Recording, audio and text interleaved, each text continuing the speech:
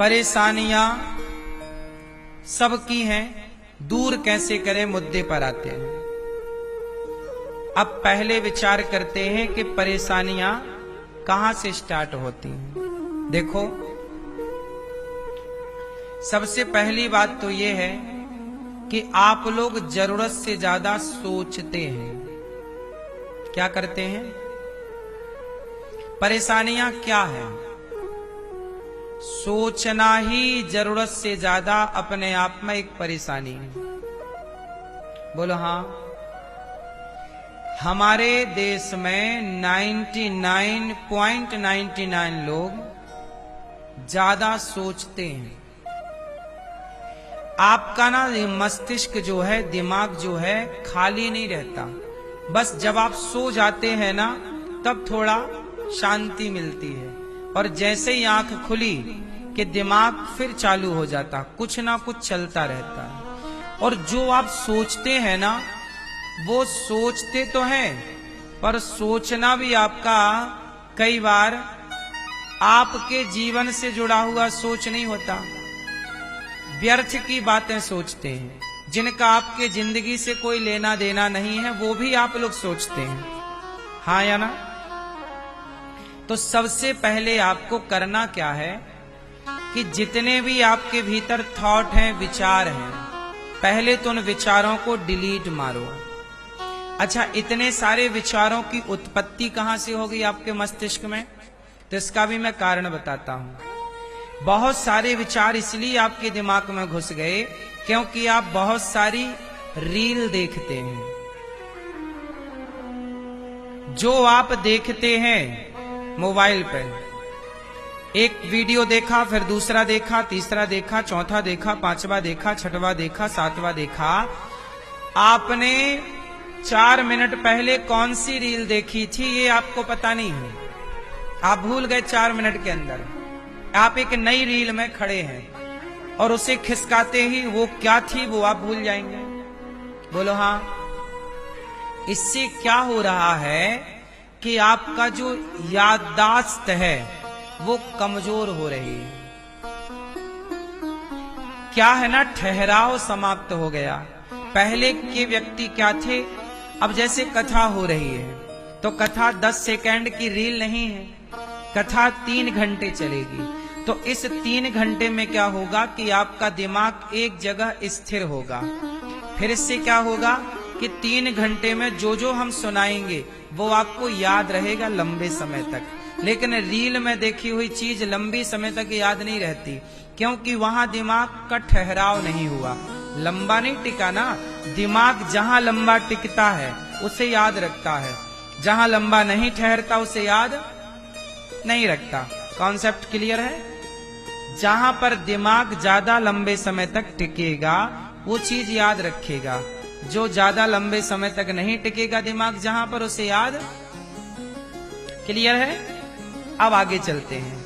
हुआ क्या कि आपके मोबाइल पे हर चीज आती है, पॉजिटिव और नेगेटिव। आप हर चीज देखते हैं और देखते देखते क्या होता है, आपके दिमाग में वो सारी चीजें घूमने लग जाती हैं कि उसके साथ ऐसा हुआ, कहीं हमारे साथ ऐसा ना हो, वो ऐसा किया, क्या हमारे साथ ऐसा ना हो। वो जिनका आपसे कोई मतलब नहीं था, जिनसे आपका कोई संबंध नहीं था, वो व्यर्थ के विचार आपके भीतर प्रवेश कर जाते हैं। बोलो हाँ। और उन्हीं विचारों में आप रहते हैं, सोचते ही रहते हैं। आप खा रहे हैं पर आपका ध्यान कहीं और है, आप पानी पी रहे हैं पर ध्यान कहीं और है, आप बात हमसे कर रहे हैं पर ध्यान कहीं और है। इससे ये होगा कि आपका सुख चला जाएगा। सुखी व्यक्ति, देखो, शरीर से होना और मन से होना, ये दोनों बातें एक हैं कि अलग अलग हैं? बोलो। जरूरी नहीं है कि आपका शरीर यहां है तो आपका मन भी यहां हो। सही है ना? इसलिए हमें दोनों चाहिए, शरीर भी चाहिए और मन भी चाहिए।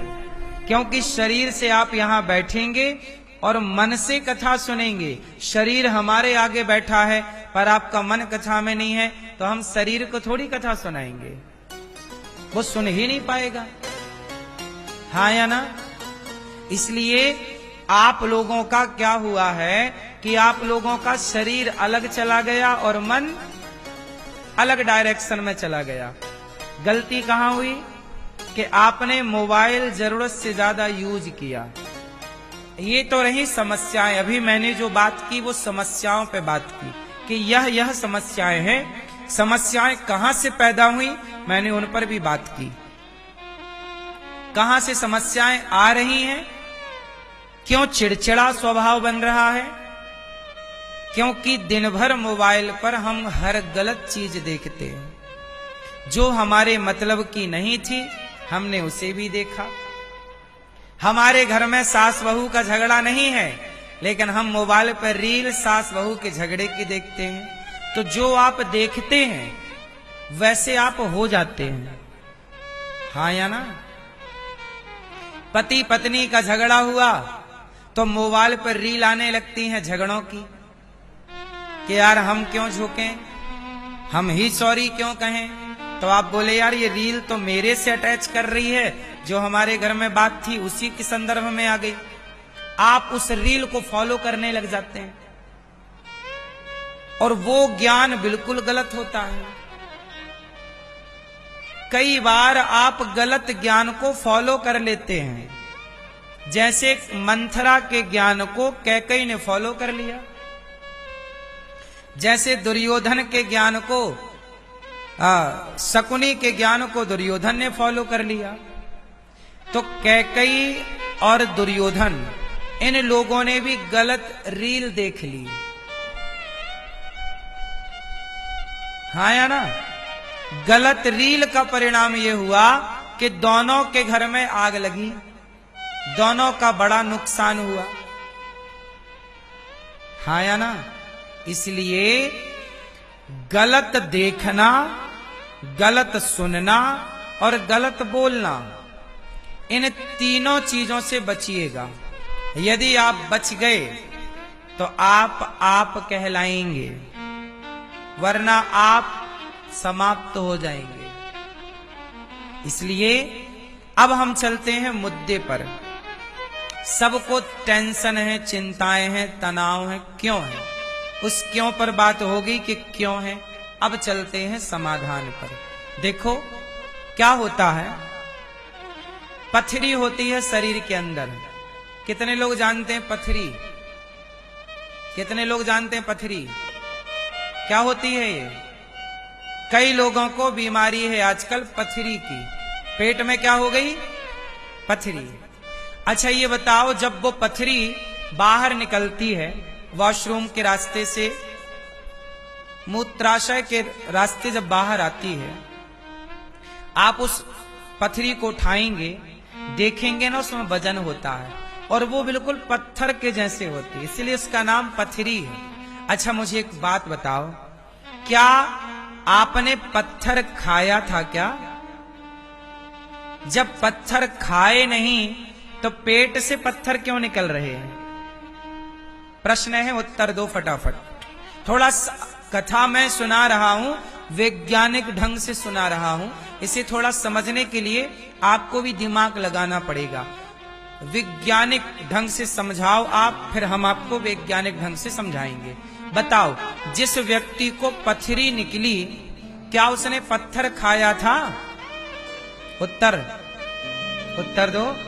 नहीं खाया तो प्रश्न खड़ा हुआ, फिर पथरी क्यों निकली? भाई पत्थर तो हम खाते नहीं है, दाल चावल सब्जी रोटी फल फूल बादाम काजू पिस्ता ही ना आप लोग खाते हैं, पत्थर तो कोई नहीं खाता। पर पत्थर क्यों निकला? क्योंकि हम जो खाते हैं वह खाने के बीच में जो पदार्थ शरीर नहीं पचा पाता, वह एक जगह स्टोर करना शुरू कर देता है। बोलो हाँ।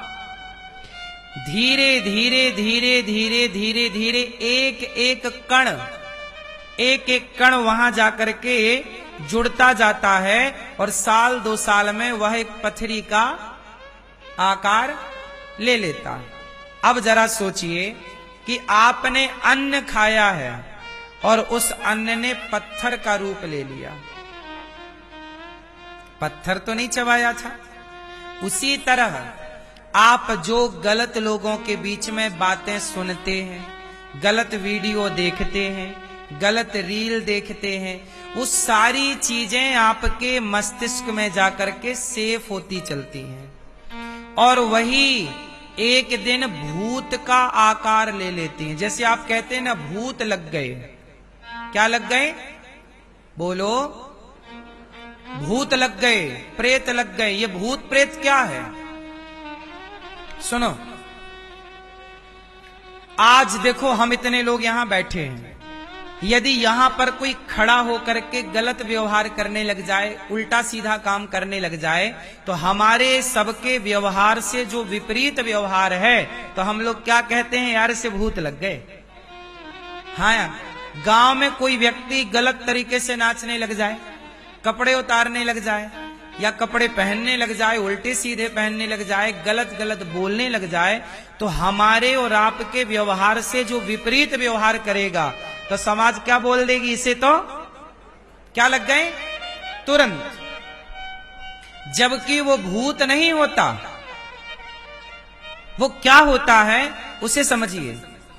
ऐसा है कि जब आपके खाया हुआ पदार्थ पथरी का रूप ले लेता है, उसी तरह जब आप गलत गलत लोगों के बीच में बैठकर गलत गलत बातें सुनते हैं, गलत गलत चीजें देखते हैं, गलत गलत चीजें बोलते हैं, तो वो नेगेटिविटी आपके मस्तिष्क में इस तरह बैठ जाती है कि वह आपके व्यवहार को सबसे अलग कर देती है। और जब आपके व्यवहार अलग हो जाता है तो सोचने की क्षमता नष्ट हो जाती है। आप सही निर्णय नहीं ले पाते, सही दिशा में नहीं चल पाते, सही बातें नहीं कर पाते, जवान लड़खड़ाने लग जाती है, आपका दिमाग होता कहीं है और आप बोलते कुछ हैं। तो उसे बोलते बड़बड़ाना। उल्टा सीधा नहीं कहा यार ये आदमी तो दिन भर बड़बड़ाता रहता है। बड़बड़ाने का मतलब क्या है? होशो हवास में ना रहना। भाई अभी हम बोल रहे हैं, होशो हवास में बोल रहे हैं, पर हम बोले कुछ और हमारा दिमाग कुछ और कहीं और रहे तो हम ही बड़बड़ाने लग जाएंगे। इस बड़बड़ाहट को लोग कहते हैं, वो गलत थॉट उसके भीतर इतने समा गए जैसे साल 2 साल में एक पथरी बन गई खाए हुए पदार्थ से। उसी तरह गलत गलत लोगों के बीच में बैठते बैठते गलत गलत बातें सुनते वो निगेटिव थॉट, नेगेटिविटी इतना प्रभावी हो गई कि उसी नकारात्मकता ने भूत का आकार ले लिया, आपके व्यवहार को सबसे अलग कर दिया और कहने लग गए कि इसे भूत लग गई। यही है भूत। वो आपके व्यवहार को सबसे अलग कर रही है। जैसे सुशांत का केस उठा लो। सुशांत ने क्या किया? आत्महत्या कर ली। आजकल लोग क्या करते हैं? जरा सा डिप्रेशन, जरा सा तनाव, जरा सा नुकसान, चलो मर जाते हैं। सीधा लोग फांसी का फंदा गले पे डालते हैं, लटक जाते हैं, मर जाते हैं, जहर खा लेते हैं, आग लगा लेते, इत्यादि तरह से लोग मर जाते हैं। अच्छा मुझे एक बात बताओ, क्या मर जाना इतना आसान है? बोलो। तो जो आत्महत्या करने वाले लोग होंगे, क्या उन्हें ये बात नहीं पता होती होगी कि यार बड़ा दर्द होगा, बड़ी पीड़ा होगी? और सुनो, जो आत्महत्या करने वाले लोग हैं, फांसी का फंदा डाल करके जब वो दर्द होता है ना, तो वो बचने के लिए पूरा फिर प्रयास करते हैं कि भाई मैं बच जाऊं, लेकिन चूंकि वो सारे ऑप्शन खत्म कर लेते हैं। लटकने वाला भी यदि बचना उसके पास ऑप्शन रहे तो वो लटकने के बाद भी बचना चाहे तो बच जाए। यदि उसके पास विकल्प होता तो वो ना मरता, क्योंकि मरने का जो दर्द है वो सबसे भयंकर है, ऐसे ही प्राण नहीं निकलते। अब मुझे एक बात बताओ कि जिंदगी इतनी खूबसूरत है, बताओ जिंदगी अच्छी है कि बुरी है? बोलो। अच्छी है? जब जिंदगी इतनी अच्छी है तो लोग मरना क्यों चाहते हैं? मतलब मरना का मतलब है आत्महत्या। मैं यहां सिर्फ आत्महत्या की बात कर रहा हूं। जब जिंदगी इतनी सुंदर है तो कुछ लोग आत्महत्या क्यों करते हैं? क्योंकि उनके जो पॉजिटिविटी का रास्ता था वो बंद हो गया। दरवाजे जो थे ना मेरी माँ, वो सकारात्मकता के दरवाजे, अब केवल एक दरवाजा खुला है, केवल नेगेटिविटी का, नकारात्मकता का। इतनी नकारात्मकता भर ली कि अब सारे दरवाजे बंद हो गए। उसे ये लगा कि अब तो मर जाना चाहिए, मर जाना चाहिए। ऐसा करते करते वो मर जाता। किसने मार दिया? उसके भीतर जो निगेटिविटी आई, नकारात्मकता आई, उसने उसे मरने पर विवश कर दिया। इसलिए कहता हूं कि नकारात्मकता क्यों बढ़ती है? अच्छा एक काम करो, आप हंसो ना, आप मुस्कुराओ ना, आप मिलो जुलो ना। यदि आप धर्म से नहीं जुड़े और आपने हंसना छोड़ दिया, मुस्कुराना छोड़ दिया, दोस्तों के साथ गप्पे लड़ाना छोड़ दिया, तो आप डिप्रेशन के शिकार हो जाएंगे। इसलिए कहता हूं कि अपनों को हंसाते रहो। हंसाना और हंसना और गप्पे लड़ाना, कथा सुनना, भगवान की चर्चा करो, थोड़ा गप्पे भी लड़ाओ और हंसो जरूर, मुस्कुराओ जरूर। हंसने मुस्कुराने वाला व्यक्ति कभी आत्महत्या नहीं कर सकता, वो डिप्रेशन में कभी नहीं जा सकता। क्योंकि जो मुस्कुराएगा, जो हैप्पी है, खुश है, ये चीजें उसे प्रभावित नहीं कर पाती। करने का प्रयास तो करती है नेगेटिविटी उसे भी, पर वो सफलता नहीं मिल पाती। इसलिए कहते हैं मेरी माँ कि कथाएं सुना करो ना, तो आपके भीतर पॉजिटिविटी बनी रहेगी। कथाएं ना सुनने से आप इतने नेगेटिविटी के शिकार हो जाते हैं कि आपको डिप्रेशन की दवाइयां खानी पड़ती हैं, जबकि डिप्रेशन की कोई दवाई है नहीं, पर व्यर्थ में आप खा रहे हैं। वो दवाइयां खाएंगे, फिर उन दवाइयों का साइड इफेक्ट होगा तो शरीर में रोग होगा, फिर उस रोग को ठीक करने के लिए फिर दवाइयां खाइए, फिर सारी जिंदगी की कमाई दवाइयों में खर्च करते रहिए। समाधान क्या है? आपको पहले एक बात समझनी है। पहला ये बताओ आप लोग मुझे कि आप सोचते बहुत हैं, ये बात सही है कि गलत है? अब मुझे ये बताओ कि सोचना सही है कि गलत है? गलत है। अब मुझे ये बताओ कि सोच करके क्या पाते हैं आप लोग? क्या आपका सोचा हुआ पूरा होता है? क्या आपका चाहा हुआ पूरा होता है? उत्तर दो, बोलो मेरी मां, बोलो। नहीं। अब आपका सोचा पूरा नहीं होता, आपका चाहा पूरा नहीं होता। अच्छा ये बताओ फिर होता क्या है? जो आप चाहते हैं, जो आप सोचते हैं, वो पूरा होता है या जो भगवान चाहते हैं वो होता है? अच्छा ये बताओ, आपके चाहने से कुछ होता है? अच्छा आप चाहते हैं कि हमारा ब्याह इससे हो जाए, क्या हो जाता है? आप चाहते हैं कि हमारा घर ऐसा बन जाए, क्या बन जाता है? आप चाहते हैं कि हमारी गाड़ी ऐसी हो, क्या हो जाती है? फिर आप चाहते हैं कि हमारा रूप रंग भी ऐसा हो, क्या हो जाता है? नहीं। लेकिन आप लोग फिजूल में क्रीम पाउडर लगा लगा के वैसा बनना चाहते हैं, व्यर्थ का खर्चा। अच्छा आपके चाहने से कुछ नहीं होना, फिर किसके चाहने से होना है? जब भगवान के चाहने से सब होना है तो फिर क्यों ना भगवान में ही समर्पण कर दिया जाए। प्रभु जब आप ही चाहो, फिर आप टेंशन किस बात के लिए? फिर टेंशन छोड़ो ना भाई, जब हमारे चाहने से होने ही नहीं है। अब हम गए तो थे छत्तीसगढ़ कथा सुनाने, पर हम पहुंच ही नहीं पाए। हमारे चाहने से क्या हुआ? हम छत्तीसगढ़ गए थे कथा सुनाने, लेकिन वहां पे तूफान आया और हमारे जाने के पहले ही वहां कथा को रद्द करना पड़ा। तो हमारे चाहने से क्या होता है? बताओ।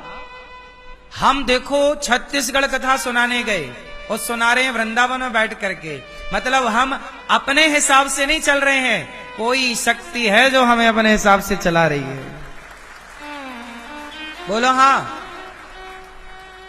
तो फिर समाधान क्या है? हम परेशान नहीं होते। क्यों?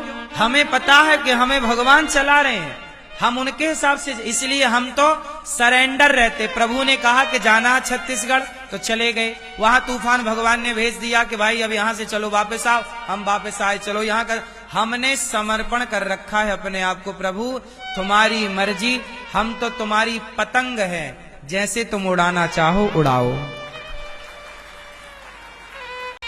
जब आप इनमें समर्पण कर दोगे तो फिर टेंशन आपको थोड़ी होगी, हमें तो कोई टेंशन नहीं है। बोलो हाँ। हर हाल में हमें ये जानते हैं कि हम अपनी मर्जी से नहीं चल रहे हैं, हमें कोई शक्ति चला रही है। तो ये समर्पण है ना, इसलिए हम टेंशन नहीं लेते। आप टेंशन लेते हो, आपको लगता हम कर रहे हैं, आपको लगता बेटी का ब्याह हमें करना है, मैं बेटी का ब्याह अब जब बेटी का ब्याह तुम्हें करना है तो टेंशन तुम्हारी ही होगी, और आप कहती हो बेटी का ब्याह हमें करना है। नहीं, जिसने बेटी को आंख दी है, जिसने बेटी को पांव दिए हैं, ये बताओ तुम्हारी बेटी को आंख किसने दी है? किसने? पांव किसने दिए तुम्हारी बेटी को?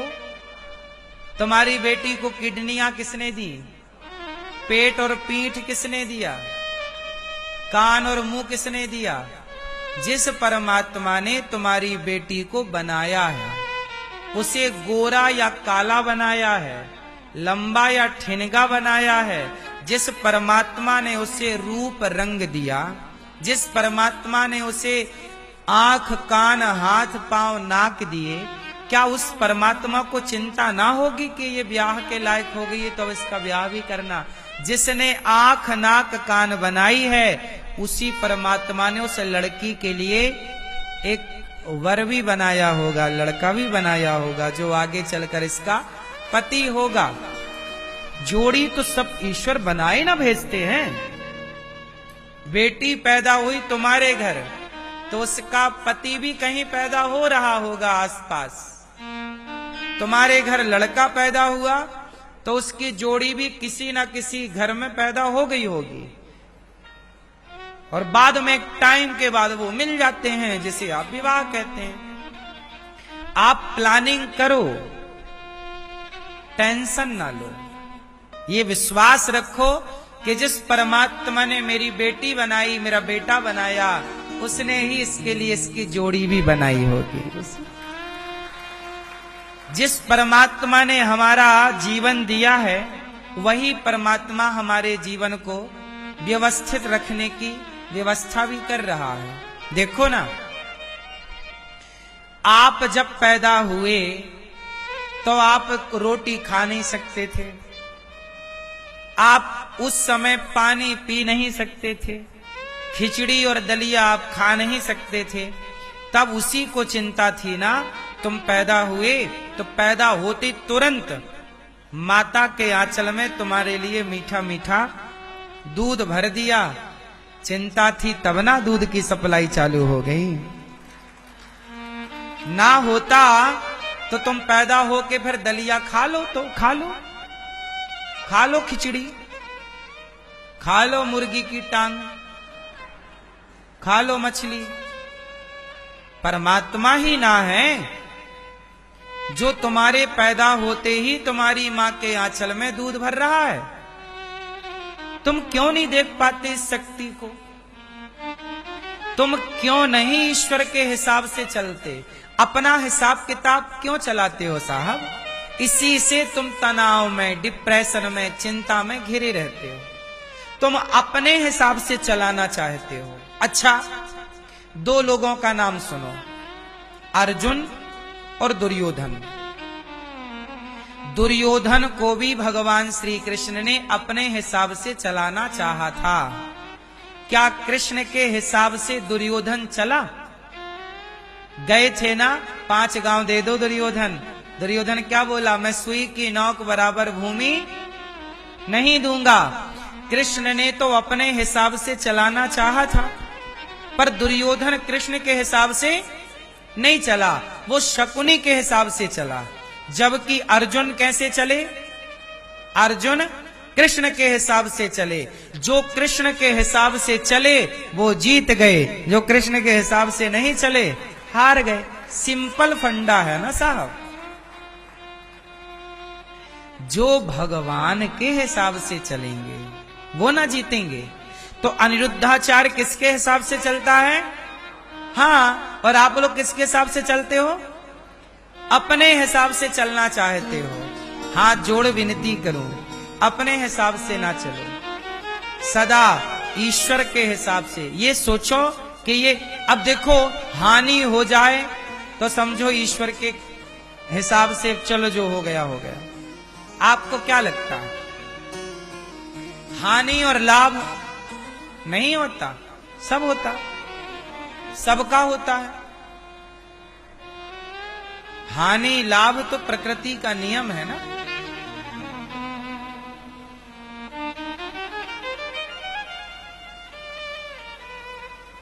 अब देखो छत्तीसगढ़ में कथा थी, टेंट लगा, टेंट गिर गया, हानि हो गई टेंट वाले की।